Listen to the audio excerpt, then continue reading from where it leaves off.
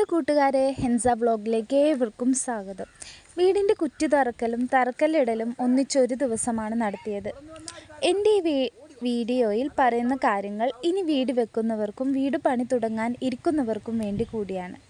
ഒരുപാട് കാര്യങ്ങൾ ആദ്യം തന്നെ ചെയ്തതുകൊണ്ട് എൻ്റെ ചിലവ്, അതായത് തറപ്പണിൻ്റെ ചിലവ് എനിക്ക് ഇരട്ടിയായി മാറി.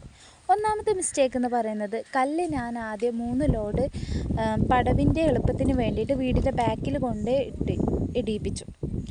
ഇത് ഹിറ്റാച്ചി വന്നിട്ട് പോയിൻ്റ് ചെയ്ത ഭാഗങ്ങൾ മാറ്റാൻ, അതായത് ആ മണ്ണ് അവിടുന്ന് മാറ്റാൻ വളരെ ശ്രമകരമായിരുന്നു കേട്ടോ. അപ്പോൾ ആ മണ്ണ് അവിടുന്ന് മാറ്റാൻ സ്ഥലമല്ല, ബാക്കിൽ ആ മണ്ണിടാൻ സ്ഥലമല്ല. അപ്പോൾ ഫ്രണ്ടിലൊക്കെ വന്നിട്ടാണ് പിന്നെ മണ്ണ് കോരി മാറ്റിയത്.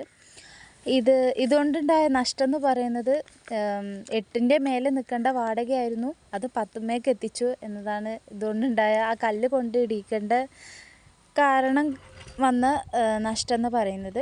ഇനി രണ്ടാമത്തെ മിസ്റ്റേക്ക് എന്ന് പറയുന്നത്, ഇത് എൻ്റെ മാത്രം മിസ്റ്റേക്കാണ്. കാരണം ഇതിലാരും കുറ്റം പറയാൻ പറ്റില്ല, എനിക്ക് തന്നെ അത് തോന്നി. ഞാൻ വളരെ വലിയ മണ്ടത്തരമാണ് ചെയ്തത്. കാരണം സ്ഥലത്തിൻ്റെ വിസ്തൃതി അളക്കാതെയാണ് ഞാൻ പ്ലാൻ വരച്ചത്. അതുകൊണ്ട് തന്നെ 2 സൈഡിലും തീരെ സ്ഥലമല്ല. വീടിൻ്റെ 2 സൈഡിലും ഒരാൾക്ക് ഇറങ്ങാൻ മാത്രമുള്ള ഒരു സ്ഥലം ഒരു ഗ്യാപ്പ് മാത്രമാണ് കിട്ടിയിട്ടുള്ളത്.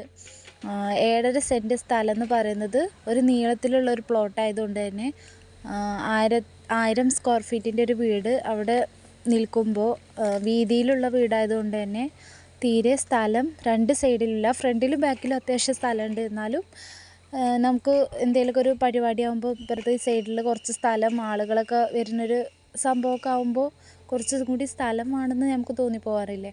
പക്ഷെ ഇതിൽ തീരെ സ്ഥലമില്ല. ഇനി പറഞ്ഞിട്ട് കാര്യമില്ല, മാന്തലും ഇതൊക്കെ കഴിഞ്ഞു. ഇനി ഒന്നും ഇതിൽ ചെയ്യാൻ പറ്റില്ല.